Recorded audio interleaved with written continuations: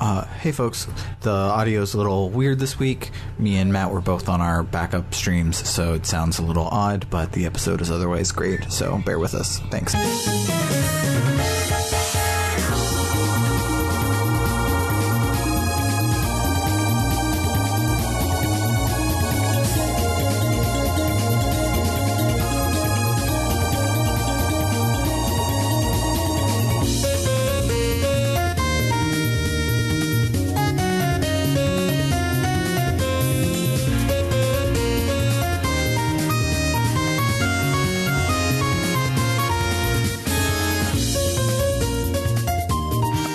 Welcome to Book Club no Kiseki. I am Sam Allman.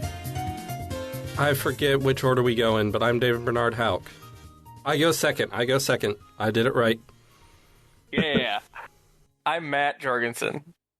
And the segment of Falcom's Kiseki series that we'll be playing this week is Chapter 1 of Trails in the Sky, second chapter. Chapter 1 of second chapter. But before we get to all of that, what's crack-a-lackin'? My job has been so hard recently, but I am leaving my job on Monday.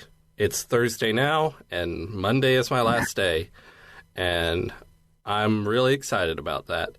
I don't have a job lined up, but I have a plan. And a plan is just as good as a job. Plans always go according to plan. Otherwise, I wouldn't call it according to plan. Exactly.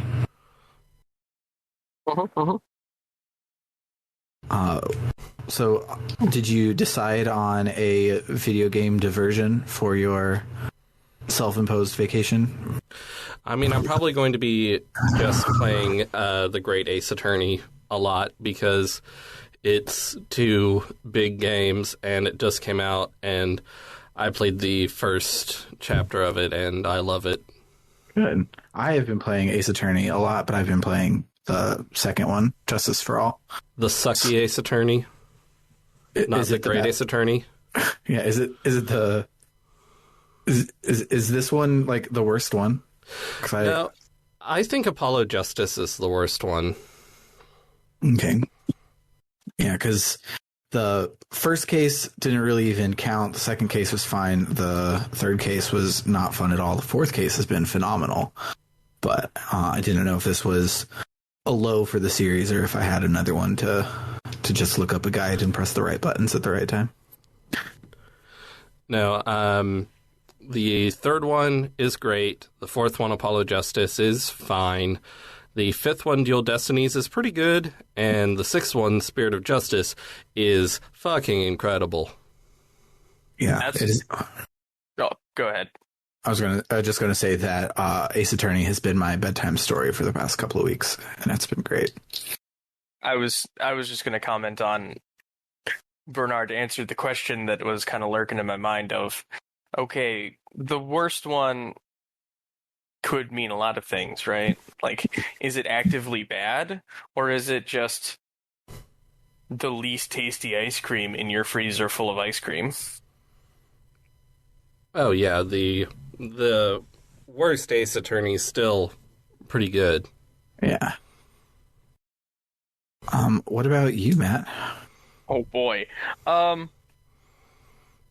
We had a very large family event that took place, which has drastically changed all of our status quos, but it is not my place to talk about it. So that just takes up a big old blob of my time now, which is fine. I knew what I was getting into when joining a family or being a human, whatever.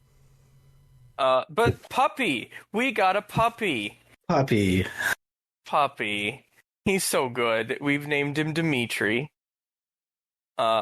He is a German Shepherd puppy because we were trying really hard to find...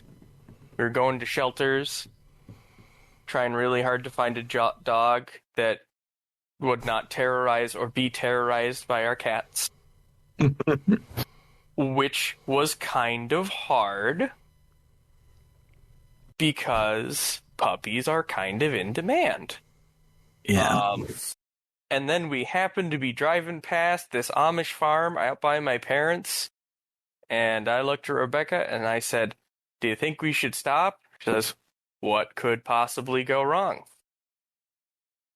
And I was a little worried because sometimes when you see a random sign out in the country, it means puppy mill. Mm-hmm. But that was not the case here. Good. It was not the case. Any whoozleby. Mm-hmm. Yep. We put a down payment on them and we said we'll be back when they're ready. And then big life events happened and we almost forgot the poor dog. Poor doggy. Poor doggy. But now he's home and being spoiled rotten, which is the whole point of having pets. And there's one other thing I did that I wanted to talk about. What was it?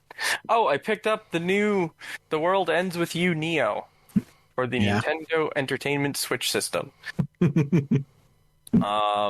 I have not started playing it yet. I will shortly. And then I don't know if Fuga came out today or tomorrow. It came out today. It came out today. Well, I'm gonna pick that up at some point and I'll report back because that's a tank RPG, and they could feed me that with a shovel. Yep. That's it. That's what I got. Yeah, I have had a pretty great week. I finished my big wedding project, so now I have free time, and it's been weird. So today I was in my Plex server. 'Cause I don't know if this was on this podcast or the other podcast or what, but I had made the huge ultimate Dragon Ball Z playlist, right?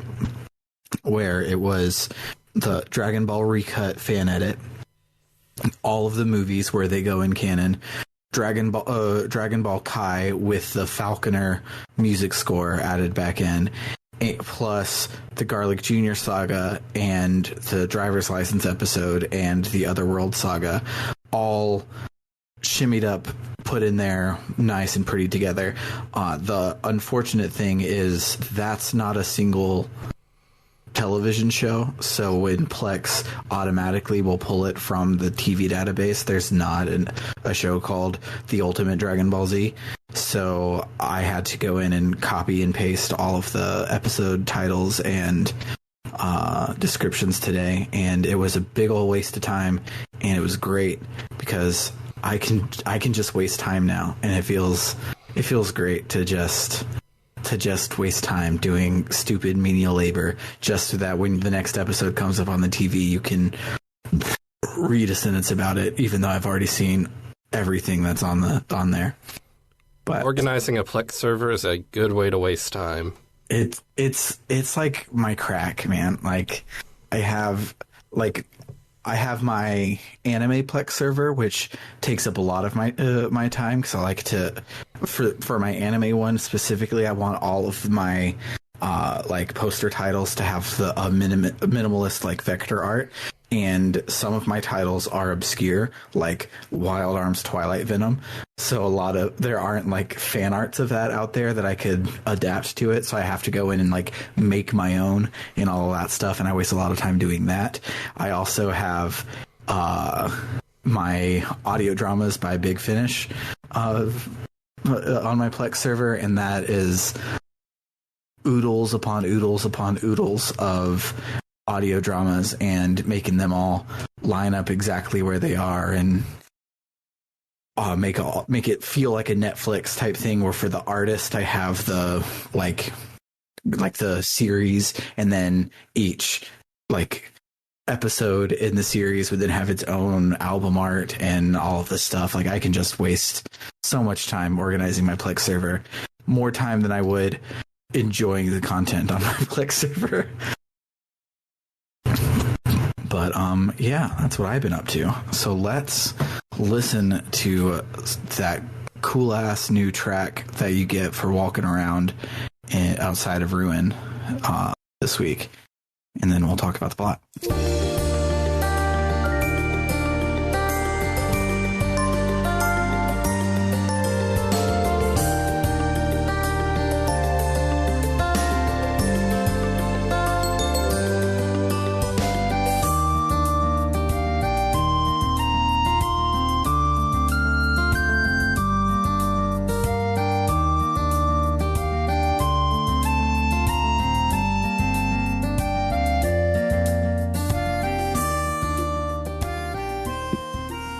take it away, Matt. All right. So, where my notes started, I'm gonna need y'all to catch me if I miss anything important, because I ended up starting over on the easy, just because that seems more efficient for taking notes. Yeah, that's what I did last game. But so far as I can tell, because I do not remember this part of the game, we hard cut into a scene that raised a lot of questions. And this is probably a scene I should have talked about last week. We see Father Kevin being guided down through a sealed area, but it is very disappointing due to lack of seals.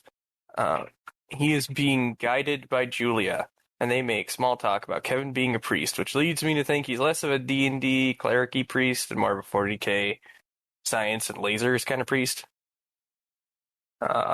He's examining the robot from last game, which still makes me sad because I struggled with it so bad. He says some archaic science stuff about the facility, makes a point to say he knows what the areola is, and he spouts a little bit about magic trails and the thingy, and then we transition into chapter 1. Mm-hmm. Yeah, you started in the right spot. That's after the Luna, but before the chapter starts. There's a couple scenes like that every time. Okay, perfect. All right, so chapter 1 opens with Annalise and Estelle getting off an airship after getting back from summer camp. Good public transportation must be great. Mm-hmm. They have a good same. They have a good chat about Estelle's growth, and then decide to head over to the guild. There we get paid for professional development and get caught up on what's been going on while we were gone. Cassius is big boss of the military now, and new monsters are appearing. And new monsters are appearing, which are both terrifying in their own right. That made more sense without the joke in the middle there. We find out that the guild is planning on dealing with these monsters, though, and we can get in on the ground floor. In fact, the story insists.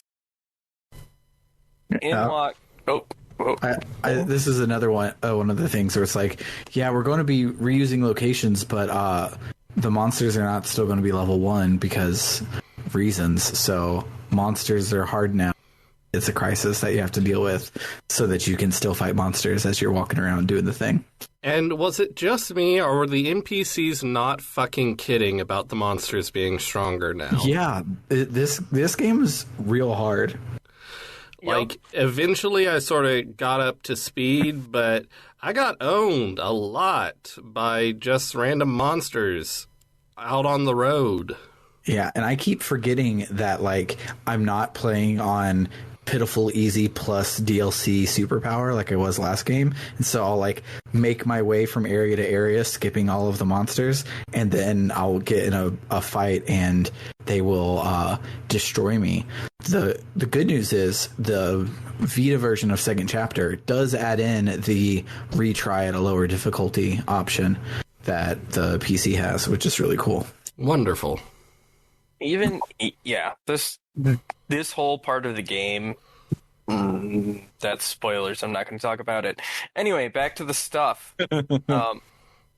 We've read that part. In walks Shara and then Agate. We exchange catch-ups and find out that the pair of them are working the Ouroboros case, and we are their assistants. I'm devastated to learn it means splitting the party. I love Annalise. Yeah, I miss her already. Why don't you want me to just be happy, game? Why? Because I know Sam and Bernard probably took Shara, I decided to wallow in self-pity and run with Agate. Also, I went with Agate for the same reason. Sam, please tell me you also went with Agate. No, I went with Shara because I went with Agate last time I got to this part. Okay. I'll tell you if anything's majorly different. I actually enjoyed my time with Agate. Agate, I'm sorry. Agate is clearly his name. I'm going to keep calling him Agate because that's how my brain is broken. But I was shocked to find how much I actually really enjoyed him as a party member. usually his character archetype of the gruff and tumble guy isn't my cup of tea, but he's a real sweetie. All right, there's that part. We have, and the fact that he's sweet makes it okay that he's really, really mean to people other times. They cancel each other out. It's fine. Absolutely. Yeah. It means he's neutral, not two-faced. Yes. It just means he doesn't have social skills. There's nothing wrong with not having social skills. I was going to say because I don't, but I think I'm better than I get.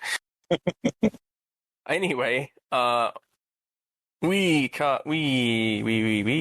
have zero clues as to the Ouroboros case, so we decide to capitalize on the gig economics of the region and help out where it's busiest. Agate and Estelle run off to Ron, while the fun party goes to Roland. More airships! I really enjoy... I'm going to take a second to talk about this because I will not remember later. I really enjoy the various airship docks, and they're vaguely the same, but all different anyway. Yeah. Yeah, I like them. Go ahead. I like them, but I'm also glad that I can speed up the animations of the ships docking because, wow, those are long, detailed animations. They sure are. They sure are. Yeah, I really appreciate the big, majestic 3D animations that they have in this game, but I also love that both versions of this game that I own have speed up because everything is a little bit too slow in these games.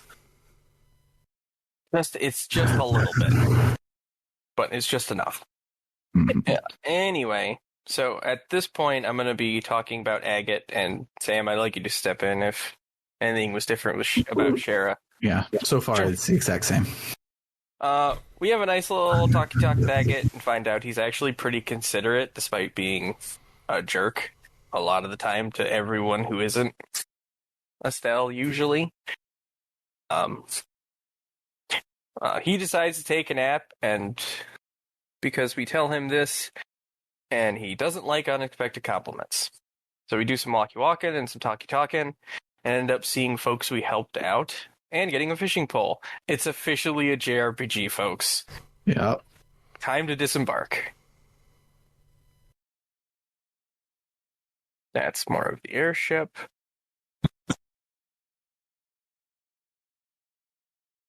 So we get off the ship and head straight to the guild, and we get told there's lots of jobs. Jean kicks us out right away to get them, but only after telling us to focus on the ghost sighting. Good ghosts. That is exactly what I meant when I wrote that. I just wrote a bunch of G's. Yep.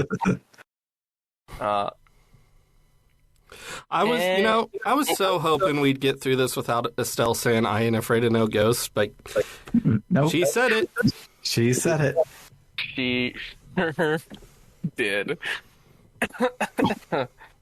Yeah, this Xseed is not working designs, but sometimes they just can't help themselves, and so they show up every now and then to be a pop culture reference, and it makes me like it even more. I was gonna say there's that one translator in their 30s to 40s who was wearing his Ghostbusters shirt, his or her Ghostbusters shirt that day. It's like, my time has come. Now, actually, there's a hilarious story tied to this that I just thought of, but it takes a long time, and this is a super big chunk, so I'm going to try and not get deviated. We end up doing some pretty standard quest stuff, or offered to do it. My guide told me to put a lot of it off until later and do it in a particular order, so that's what I did. I only did the monster quests. Well, I take that back. I did the monster quest and the Tetracyclic Tower quest because it forced me to. Because I took it and I was about to go and do the main quest and walk and like finish the chapter, and my character stopped and were like, "Oh, hey, we should go and finish that other quest that we have," and it made me go and do it. Interesting. Interesting. I hated it because I was like that. Oh, that was Sunday morning, like right before we were supposed to record, and I knew I had like 30 minutes of stuff left, and then I had to make a 15-minute diversion to go and do that quest. It made me upset. I did not write down if I did all of the quests. I probably did what I always do with these games and did all the quests that were available to me in the moment. But grossly neglected the pickup quests you can do that are scattered around. Yeah. So anyways, Rune, pretty standard town. Got some casinos, we got some fishing. I spent way more time fishing than I probably should have. I tried it one time and think I did it wrong because the first time I did it, I pressed the button at what I thought was like when the exclamation point comes up, like the Pokemon and the Harvest Moon way, and it said I did it too late. And then I remembered in the like tutorial thing that pops up, it had the word hit above her head. And I was like, maybe I have to wait for that. So the second one I waited for like 30 minutes and definitely missed it. And I was like, well, I don't actually care enough. And so I have not ever fished again. I went fishing. I caught a fish on my first try. Then I went to the casino and played poker. Nice. How good is the casino? It's got poker. It's not bad. Yeah, you just play against yourself. There's no, like, complex AI you bluff against. Mm-hmm. But, yeah, I got a full house a few times. That owns. I earned a lot of tokens that I got to exchange for prizes. I did just enough gambling to get... The guide recommended getting a particular accessory. So I said, sure. But my stupid human trick in most video games is the fishing minigame.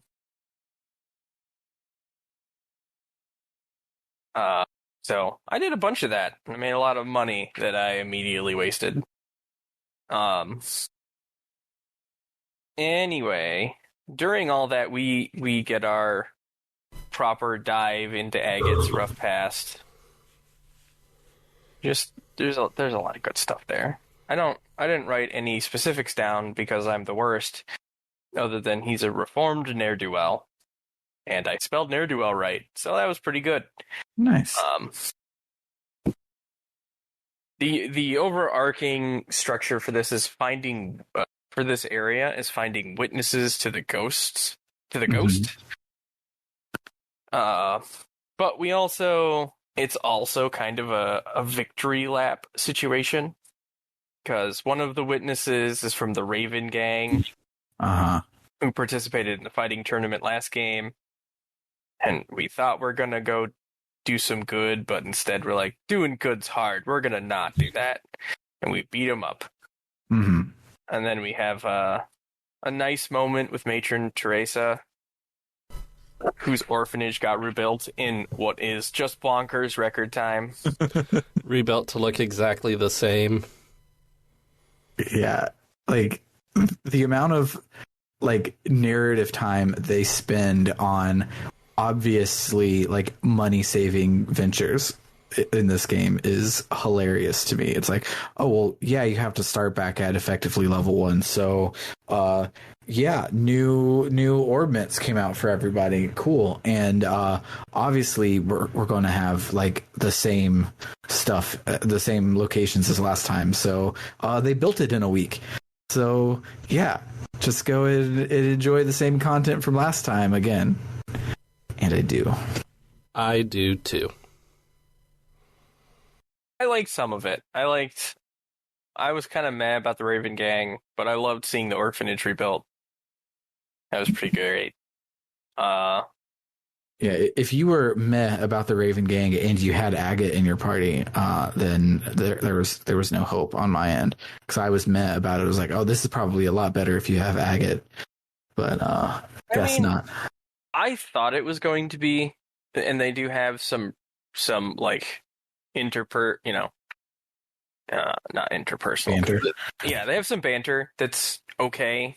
but at the end of the day, it's still like, we're going to beat up them ruffians because they're actually good boys when they have a chance. They just need a good whooping. It's very, very stereotypical. Okay. Good whooping with a 5-foot sword.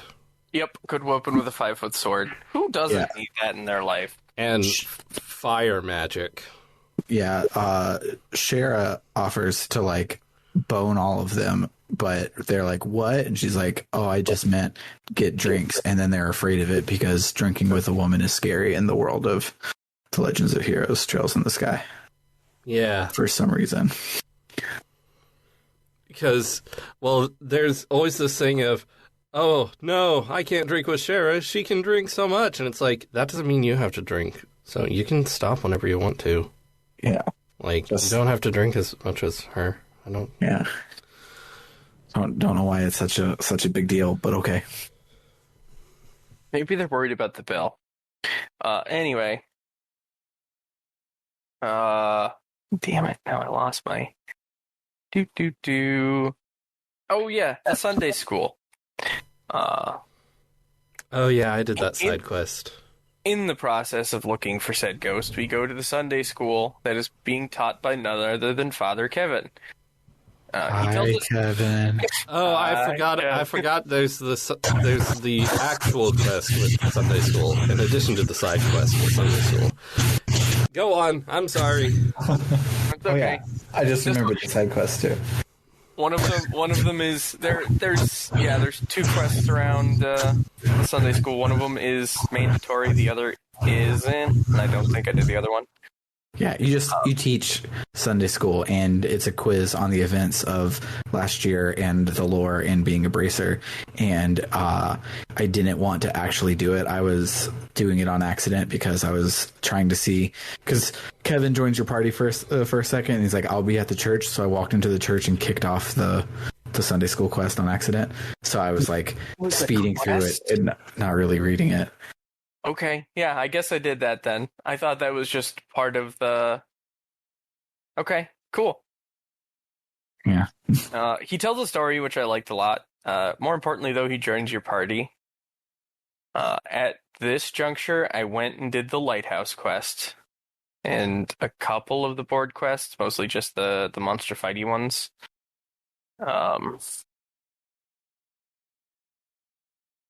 Yeah, I really liked all the monster fights this week. They were good. They were hard.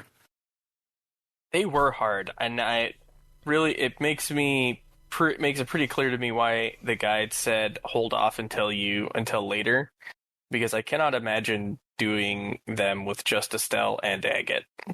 Agate. Yeah. We make one last trip to see a witness down by the border, and we meet a nice vacationing family, which I highlight because they were adorable. They also are characters in a future game, and I recognize them from the cover art of a future game. I didn't say which future game, and I didn't say which character. The future game they're in is Assassin's Creed Odyssey. Yes. And that future game was... Albert Einstein. Albert Einstein.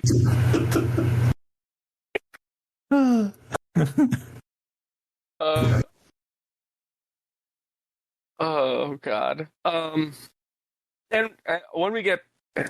All right. When we get back... Wait.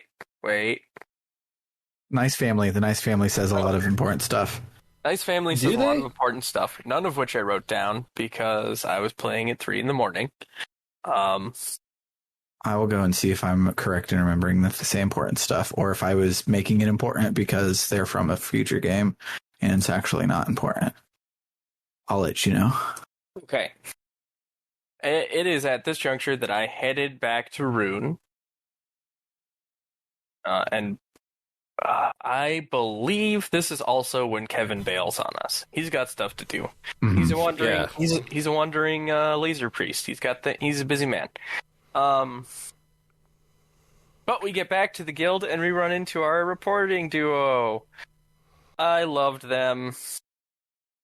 I still do. I don't know why I wrote that in past tense. Go me. They're the best.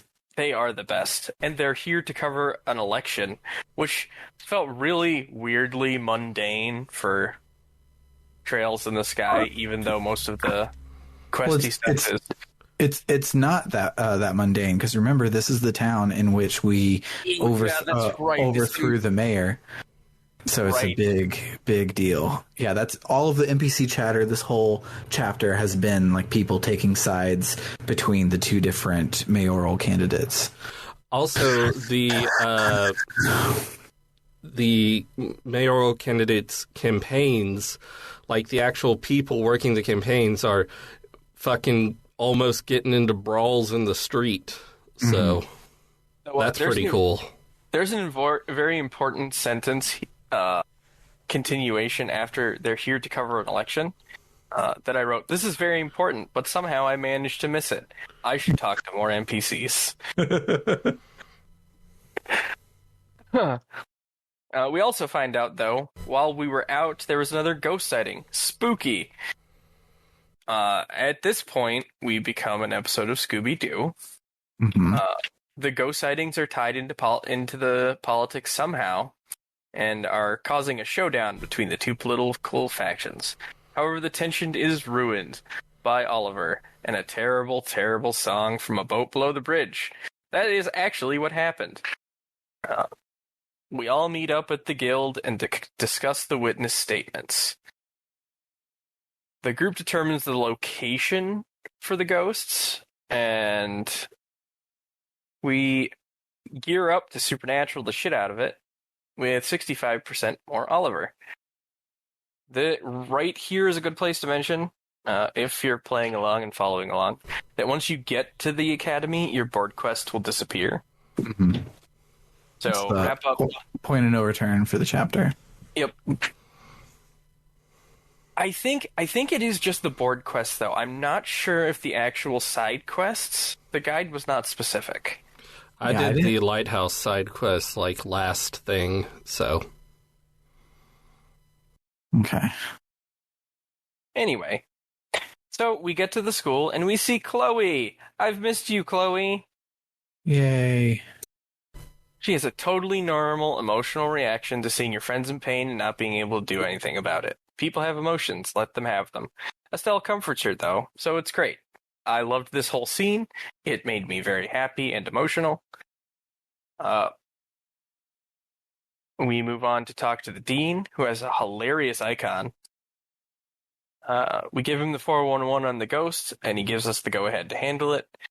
We enlist the help of the student council, because this is an anime. Oh, yes. What's the name of the student council president? I love her so much. I can never remember her name. It's like Jenny, isn't it? Something like that. I don't know. I'm on the page with her. Let me see. But I love her so much.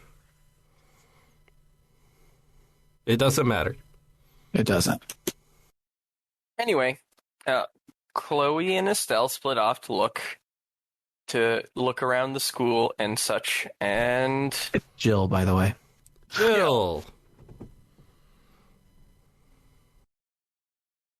Wait, okay, yes. When they split off and look, she officially joins the party. We wander around looking for clues, reminisce about the past, and see slices of school-born drama. All of that section was much longer and more heartfelt than I wrote it down, but I was so engrossed in the moment that I didn't take notes until well after it. But we visit the stage. That one was real. It was real sad. We visit the stage. Yeah, at the stage, Chloe tells us that she tells Estelle that she was totally fiending for Joshua, but like moved out of the way because it was obvious that her and Joshua were soulmates. So she knows that things are going to be okay because she believes in the power of our love and all that jazz. Chloe is a great, great friend. Estelle should appreciate her more. Not that she doesn't appreciate her quite a bit, but she's just one of those friends you should always be aware she should be appreciating. Although, I gotta say, Chloe's like, you and Joshua are like my best friends. And I'm like, how long have you known each other? Right. Like, what about Jill and that other guy? Yeah, literally been going to school with Jill for like 18 years. But sure, it's Estelle and Joshua, best friends. Estelle's pretty great. It's true.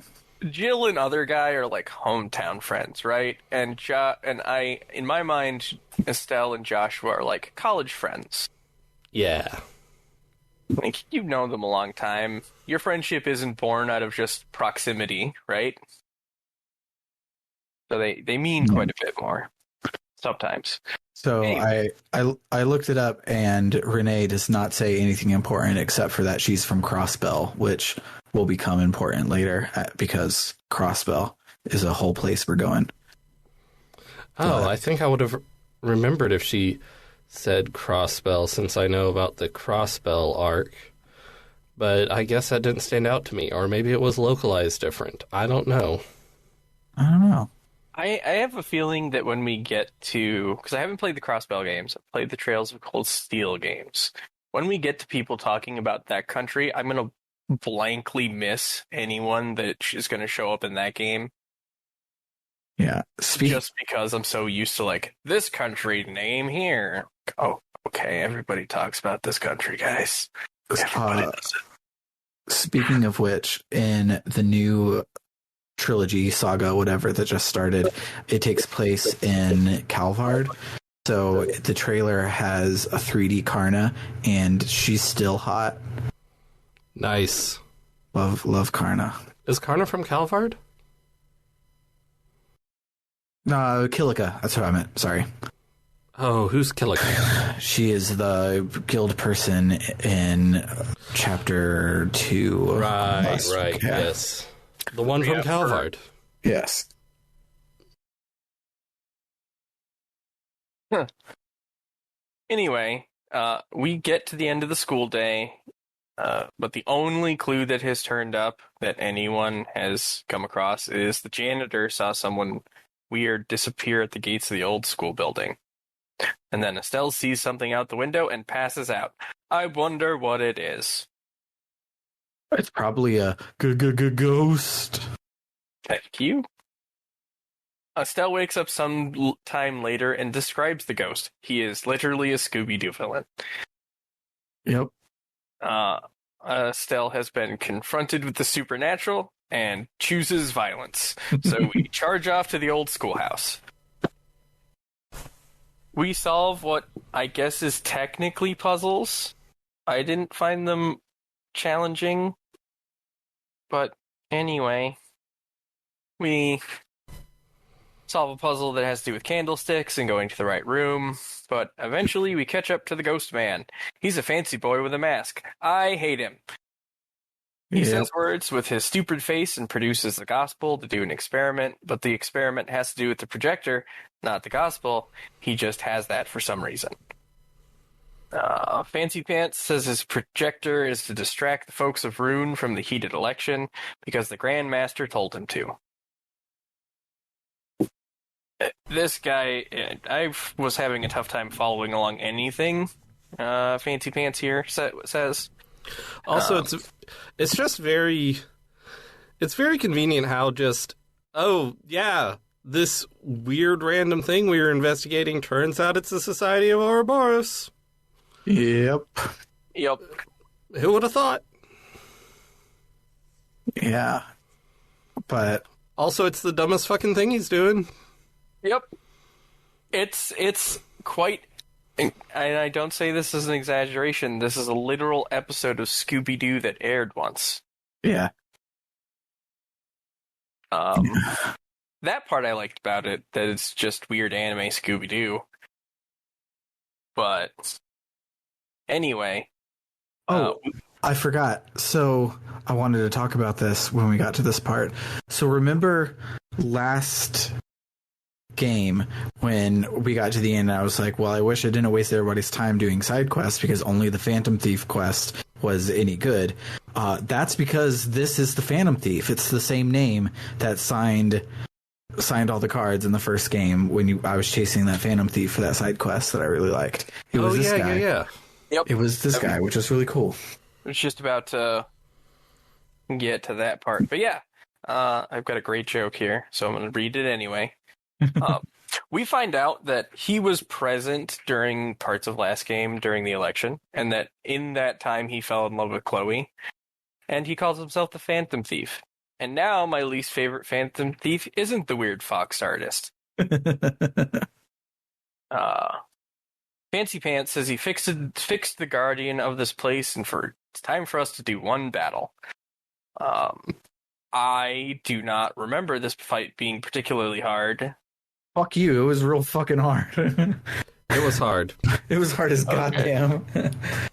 So, this whole dungeon here has had these little centaurs on wheels that have been kind of cool because when you kill one, it buffs the rest of them. So you either want to kill one and run away from them and wear out the buffs, but that takes a long time, or you want to kill as many of them at the same time as you can so that they don't just become super duper powerful. You don't have like 4 super powered ones going off at the same time, so you want to like take out 3 of them so you have one powerful one that you can deal with. That was hard enough on its own and was super fun. Then this boss spawns and he has 4 of them, and every time you kill one, 2 turns later it comes back. So you kind of just have to either ignore them and fight the boss a lot, or keep killing them to buff, which ends up buffing the boss, which then sucks really hard and really bad. And he was real hard to take care of, but he's real weak to water and ground. So since we have the 2 best casters in the game back in our party at this point, I utilized them a lot. Olivier and Chloe their orbment is a perfect spiral, so they both are the best casters in the game. So you just blow the shit up out of the boss with some diamond dust and you do okay. Yeah, I did beat the boss on my first try, but it was hard. And I was going to mention that you didn't say that Olivier came with us, but then it was like, well, you mentioned that he appeared, and so of course he's going to come with us. Of course he did. Like, of course. Yeah. I don't know what it is. I don't remember. Maybe it's that dumb accessory. I don't know. Because I actually wrote, I don't remember this boss being particularly hard. Yeah, but on easy, things get exponentially easy super duper fast because you outlevel things like right away. So you're probably already just into that part. So that could absolutely be what's going on right now, because I'm still playing it like I was playing the first game on normal, like doing every boss fight and buying the heal and junk and whatnot. Yeah. Maybe I'm just a beat racing the game. Yeah.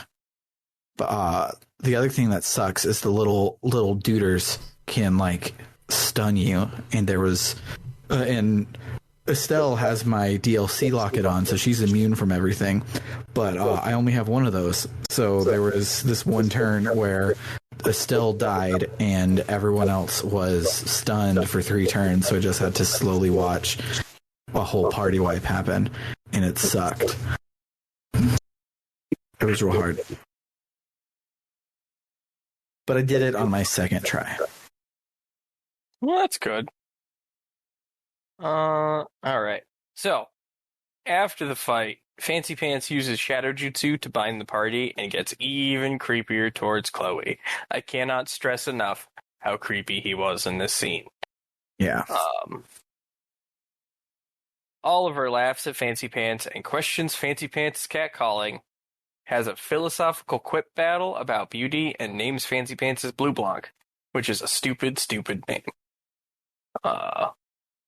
Everyone is just kind of standing here listening to them have this weird conversation too.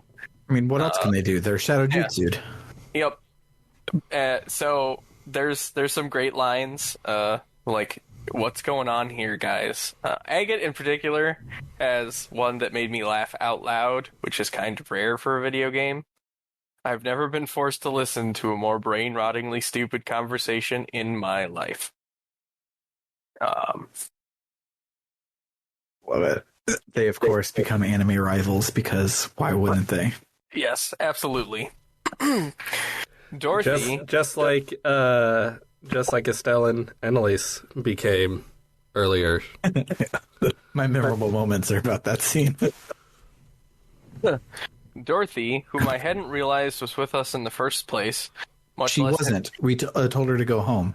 And so when she shows up, all of us are like, what the fuck are you doing here? We told you to go home. And she's like...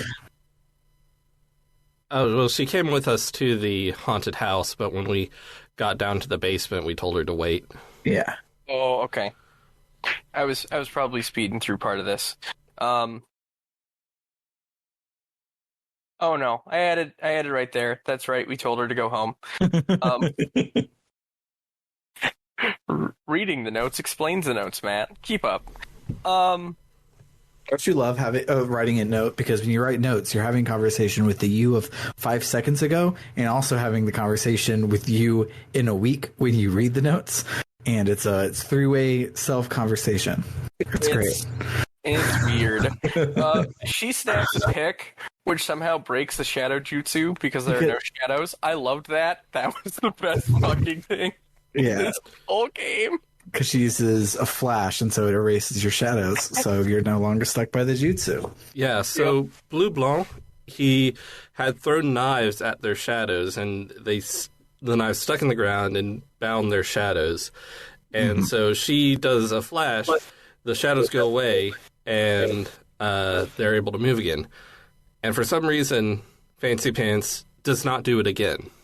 Yeah, he could just do it again. I'm imagining that there are special knives that need preparation, much like some spells in the Wizard's Compendium. Oh, Vancian magic. I'm hoping that's my brain filling it in from playing D&D with like real pedantic assholes sometimes. Yeah, you guys know who you are. You listen. Anyway, Blue Balls does the boring villain thing and laughs at us, saying we are entertaining, and runs away after saying something cryptic about Joshua. Basically saying, oh yeah, I worked with the Fang, you could say, or not, or I'm a weird Fancy Pants. It's too early in the game to give you real clues. Yeah. He does definitely give us his Organization 13 number, and I forget what it is. But I loved that in Kingdom Hearts 2 of figuring out like, oh, who's top dog, whose number is this when you're making your way through it. And I'm glad that this game is Kingdom Hearts 2. I am too, but it gets so much more Kingdom Hearts 2, Sam. You're gonna love it. I'm excited for the next bajillion years of our lives. But anyway, we kind of just mill around for a minute talking, and then we go home. We go back to Gene and explain what happened and ask for a reward. He quietly mutters, "But you didn't do anything," as we get paid. Yep. We chat a bit about what we learned about Joshua, which wasn't much, and then learned that Zace is also understaffed, so we plan to head that way. Oliver and Chloe invite themselves along, but they are cool, so it's cool. Yeah, I'm glad we get a party this game. I didn't mind getting it being so episodic last time, but I really like Olivier and Chloe, and I'm glad that they get to stick around at least for a while. I'm guessing that at least Agate/Shara will find a reason to disappear. So we can have an open party spot for Zane to join us or whatever.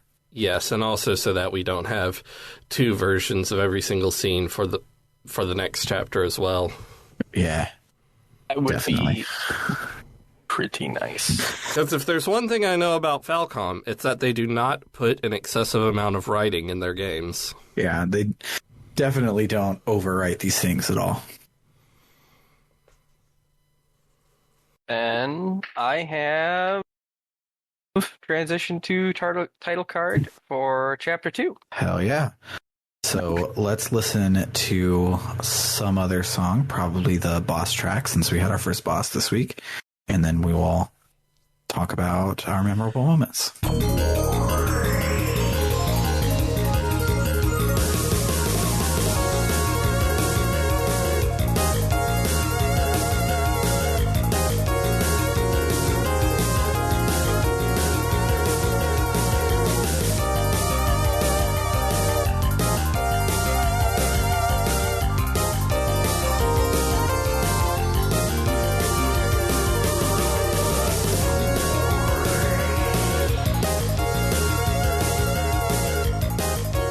Dope. Bernard, what do you got? I love Jill. She is great. I loved her last game. I love her this game. Another thing is it really threw me off how a bunch of characters who did not have portraits last game suddenly had portraits in this game. Like who? Random members of the Ravens had portraits. Yeah. I'm pretty sure Jill's friend, who was also Chloe's friend, the guy in their group, I'm pretty sure he didn't have a portrait last game. I don't remember. And I think there were a couple other instances. Weirded me out. Yeah, it's funny because like those random people will get portraits and they're not important. At least so far, they're not important. But like Lloyd, not Lloyd Banning from the Crossbow games, but Lloyd, the captain of the Lind, like you have a whole scene where you recognize him and he's important and you like talk to him, and that's like the scene you have to see to progress the plot on the airship, and he didn't get a portrait. He just was there. Yeah. I really like how this game is reusing stuff and very much being a direct sequel where we are in the same world with the same characters and very much a second half of a complete story, but not in a dot hack way. It's the last game was very much a complete story, a complete video game that I would pay full price for and not feel upset about. And yeah, I just was comparing in my head to Dot Hack in that way, which Dot Hack is the first volume of Dot Hack GU is not a complete story. No, not even close. It's barely the beginning of a story. Yeah, I kept expecting like when the arena was over for it to like start the whole thing and like we had like that be the inciting incident and we start the game, but no, that was the end of this game. It was the exciting incident that started the quadrilogy.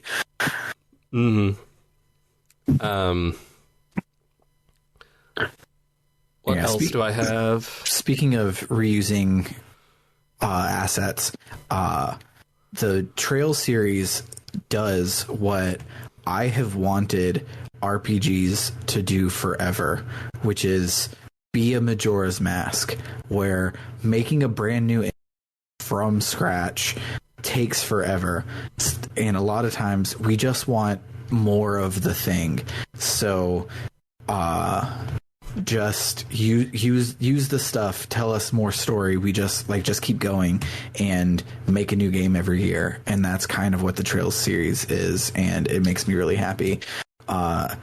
Unfortunately, these games are gigantic and they take forever to come out over here, but if I was fluent in Japanese, I would every single year just buy the new Trails game. It would be my Call of Duty 100%. Well, I mean, we got, 2 Trails games coming out next year and 2 the year after that? Yeah. We're almost catching up. Almost. Because I think only 1 is coming out over there in the meantime, so. Anything else, Bernard? No. Okay. I'll probably interrupt you and comment on yours.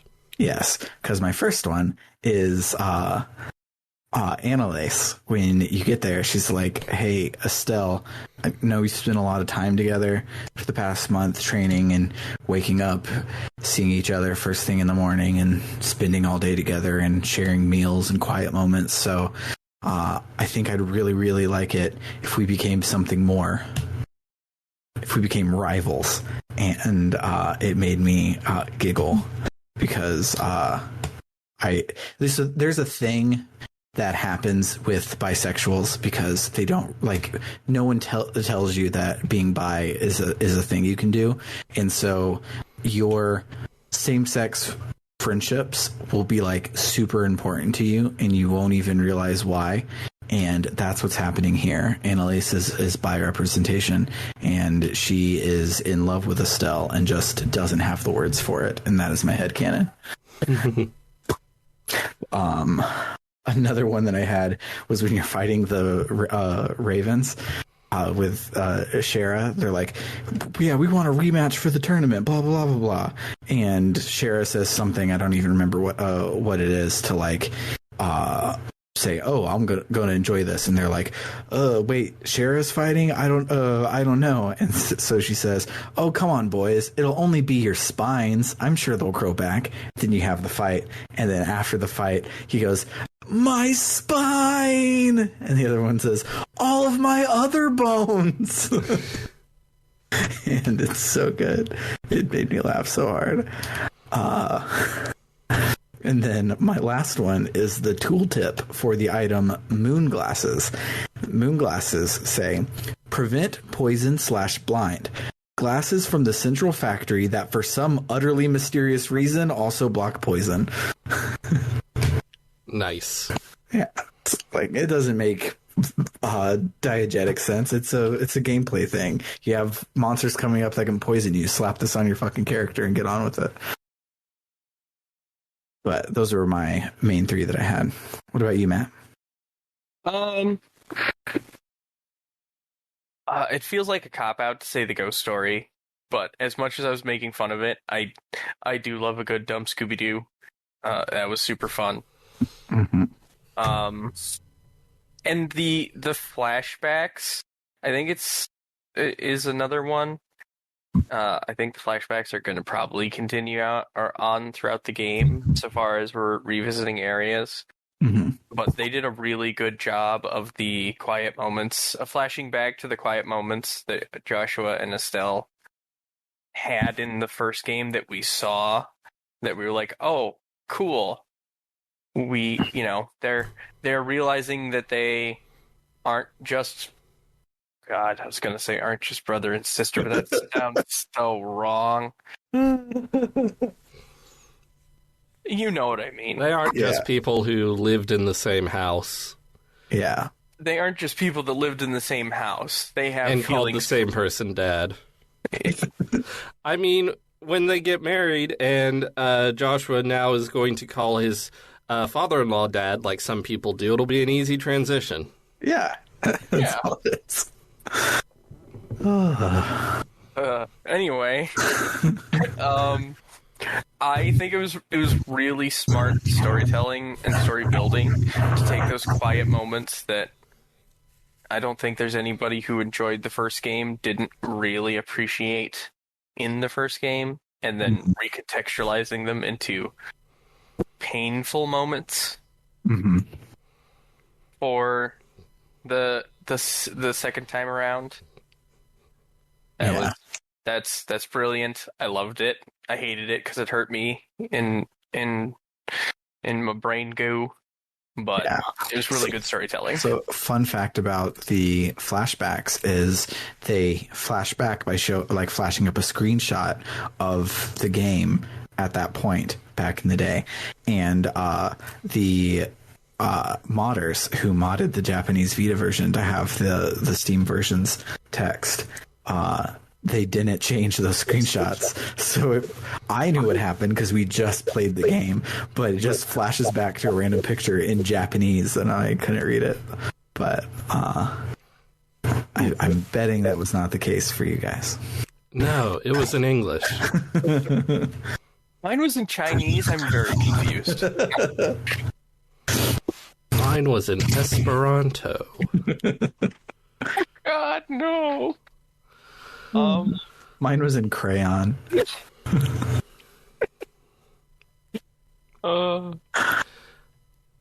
Anywho. Yeah, those were my memoms. Oh, I lied. The dumb song that Oliver sings in his boat. Yeah. It's so good. He drives me nuts sometimes, but like diffusing a situation by what he was probably intentionally like, I'm gonna sing the most overly sappy, dumb thing that I know, in the most dramatic way possible. Like they've done it to us twice, and I've liked both of them where emotions are high and the only thing that they can agree on is, well, that was fucking weird, I'm just gonna go home, and he de-escalates it, and it's great. Yes, I love it. It is a thing that I suspect will continue to be a trend for Oliver. That's not a spoiler because I honestly don't remember. But I hope so. I at least want a game. Yeah. We talked about it a bit earlier, but I really liked the scene in the theater at Genus Royal Academy. It was really sweet, and I like Chloe, and I like Estelle, and I like them being friends. Mm-hmm. It had a CG on the Vita version, which was real nice, and I will find it and show it to you guys later because I don't have it handy. That's quite a scene to put a CG for. They were just sitting there. Yeah, but it was cute. So, all right, not? Fair enough. I mean, also, like, that would be it kind of makes sense to me, because in like rom-com anime, that would be a climactic scene, right? Where the leg of the triangle realizes that they aren't gonna get where they want to be, and instead decide it is better to be a good friend than wreck the whole situation. Mm-hmm. So it kind of makes sense to me. Obviously, Chloe should be Joshua's girlfriend and Estelle's girlfriend. Yes, absolutely. The whole time I was doing that scene, I kept, because I showed Summer the CG, and she was like, that's the gayest thing I've ever seen. And so while I was doing it, everything that could be taken completely out of context, because they were talking about love, they just were talking about Joshua, but everyone that worked out of context, I sent it to Summer, and so now Summer ships Chloe and Estelle, and I don't blame her. But I already ship Estelle and Annalise. Maybe this should just be one of the biggest polycules in RPG history. Yes. I don't know, man. Oh god, was that game with 120 party members? Suikoden. I'm 108. Yes. Counting's hard. I have to. I'm seeing some of the poly ships in that. There's like 30, 40 people involved. People thought troll romance was hard. Going on a date. Who am I going on a date with today? Consult the book. Who is that? Oh, it's Hugh, the pirate chef that's also a dolphin. I remember now. You should be able to romance party members in Chrono Cross. You should. But I think that's all we have to talk about today, unless anyone has any final notes before I say the thing. No. Not off the top of my head. All right. This series would not be possible without the support of our good old friends on the Ko-Fi. If you are listening to this in the after times and you would like to get these episodes a month before everybody else, you could go on over to www.rpgbook.club, where a donation of any amount gets you access to the Book Club no Kiseki episodes a month before everyone, and it also allows you to vote in the the main series games, which we have a vote coming up for a really awesome series. Because this won't come out for a month until a month after, I can go ahead and say it because we're not saying it until 2 weeks from now on the main pod. But the next vote is going to be between Blue Reflection and Hyperdimension Neptunia Rebirth 1. So it's a little magical girls RPG block, and I'm super excited about it. It's going to be interesting. And Maddie's going to be taking it off, so we are going to have a guest host, and that guest host is female, so she can tell us how gross it is for the game to talk about girls this way. So I cannot wait.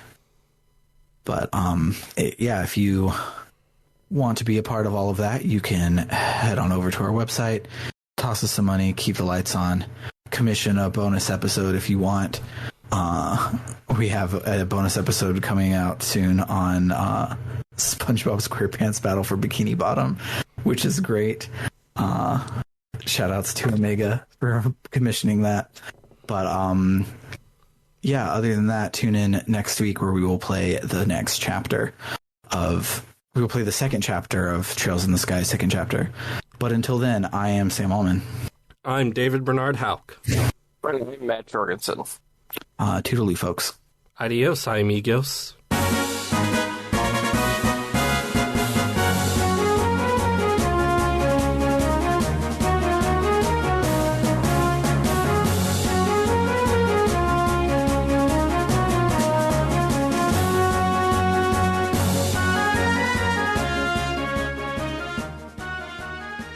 Oh, thanks. Yep, that's the one. Toodaloo, folks is the other one. Thank you for reminding me. You're welcome. All right, Craig, get the fuck out of here.